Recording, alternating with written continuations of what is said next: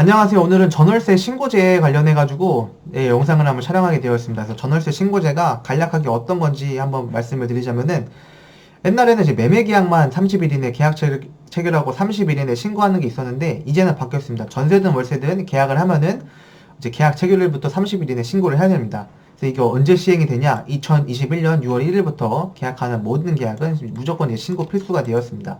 그래서 신고를 만약에 안 하게 되는 경우 거래 금액이나 즉 보증금이랑 월세에 따라서 그러니까 보증금 월세가 높으면은 이 비율이 더 높아지겠고 그것도 미신고한 기간이 또 높게 되면은 또 이 금액이 높아질 겁니다.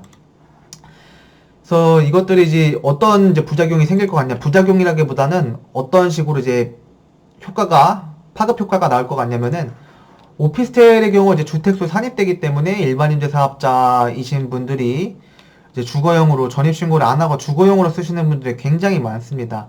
근데 이 경우 예전에는 뭐 신고를 그냥 미신고를 하고 그냥 쓰게 되면은 만약에 나중에 운이 나빠서 걸리게 되면은 그까짓 거 내가 예전에 뭐 부가세 환급 받은 거 그냥 과태료 내면 그만이지라고 생각을 했지만 이제는 이 미신고 가산세까지 붙기 때문에 만약에 이제 이걸 보시는 영상을 보시는 분들 중에 일반 임대 사업자 전입신고 안 하고 임차 내주신 분들은 더 위험도가 좀 생겼죠.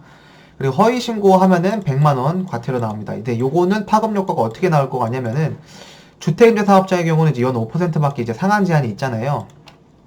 그래서 어떤 경우가 있냐면 현업에서 일하게 되면은 실질적으로 월세는 뭐 500에 50으로 입주를 하지만 임대인이 이렇게 요구를 합니다. 임대인 요구.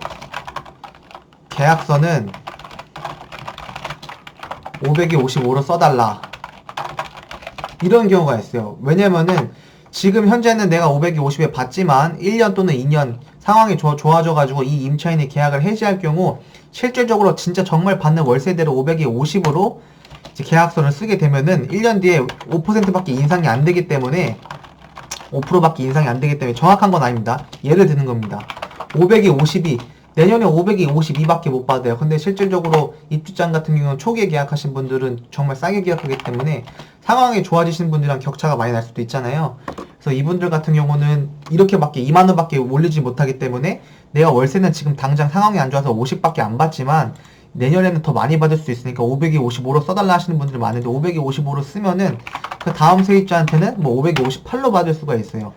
그러면 내년은 그 다음 해에 계약을 연장할 때 새로운 계약을 할 때는 6만원의 월세 차익이 발생을 할 수 있기 때문에 임대인이 이렇게 써달라는 경우가 있는데 이제 이렇게 쓰게 될 경우 임차인이나 뭐 어찌됐든 어떻게든 신고가 될 경우에는 허위 신고로 과태료 100만원이 나올 수가 있고 이걸로 인해서 임차인이 이 법에 대해서 좀 잘 아시는 분들은 요걸로 이제 임대인을 협박을 할 수 있는 상황이 생길 수도 있어서 웬만하면 이제 허위 신고를 안 하는 걸로 하시는 게 좋을 것 같습니다.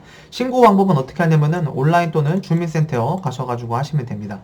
계약 체결일로부터 30일 이내 하셔야 되고 이제 요걸로 헷갈리실 분들이 굉장히 많을 것 같아요. 입주일로부터 30일이 아닌 계약 체결일부터 30일입니다.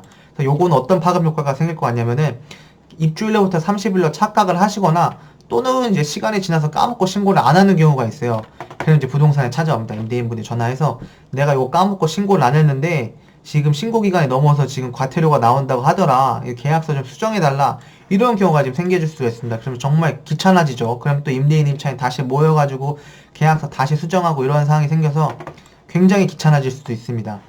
그리고 뭐 공인중개사 통해서 계약을 한다고 해서 공인중개사 필수로 해야 되는 건 아니고 현재까지는 기사 보니까 공인중개사 등에게 위임 가능하다.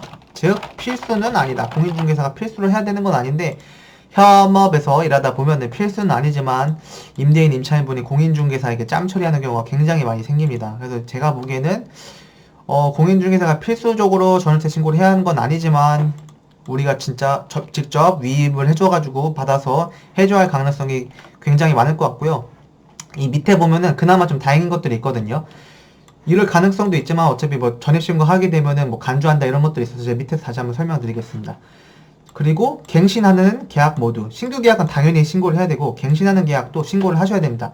단 갱신의 경우 금액 변동 즉 작년 또는 2년 전에 계약을 했던 금액과 똑같다고 하면은 뭐 갱신 계약 신고는 안 하셔도 됩니다.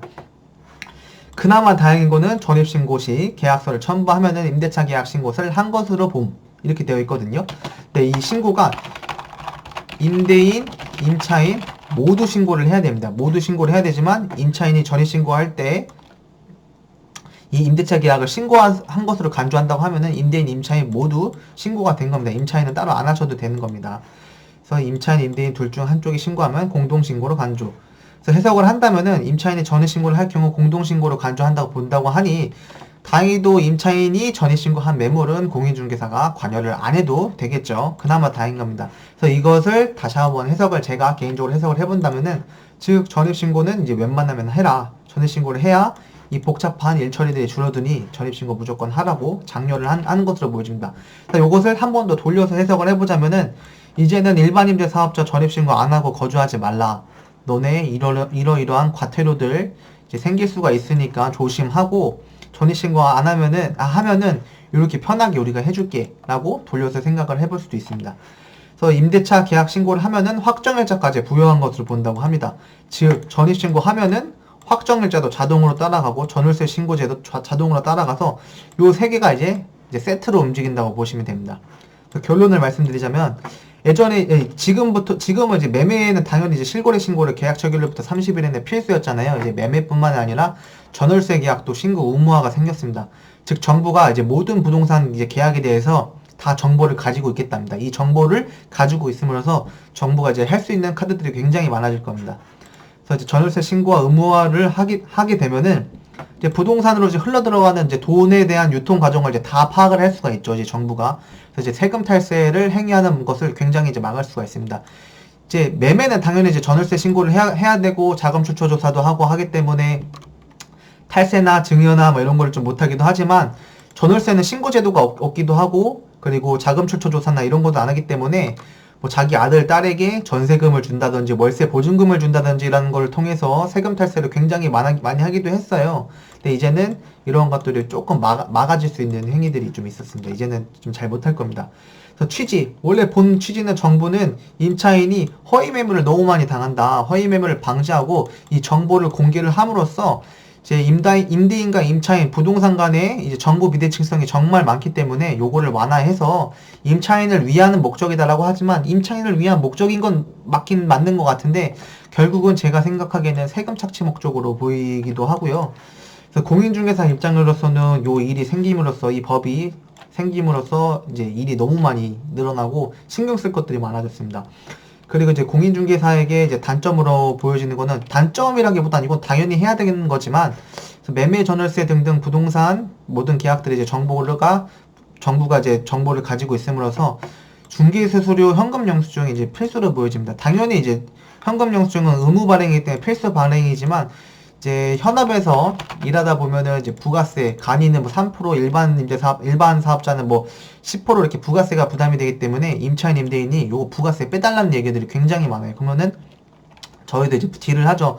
부가세 빼드리는 조건을 현금 영수증 그럼 발행하지 말자. 이런 식으로 서로 이제 중개수수료를 협의를 보는 경우가 많은데 이러한 정보를 이제 정부가 많이 이제 가지고 있음으로써 이 현금 영수증을 이제 중개사가 안 하게 되면은 이제 다 탈로가 나가지고 과태료를 이제 맞을 수도 있지 않을까라는 그런 것도 한번 생각을 해봐야 될 것 같습니다. 그래서 이 전월세 신고제가 이제 6월 1일부터 시행이 된다고 하니까 이 시행이 됨으로써 이제 파급 효과들이 굉장히 많이 이루어질 것 같아요. 그래서 어떤 파급 효과가 또 있을지 그리고 또 생기면은 또 그 영상도 한번 재밌게 한번 촬영을 해보겠습니다. 그래서 오늘도 영상을 시청해 주셔서 감사합니다.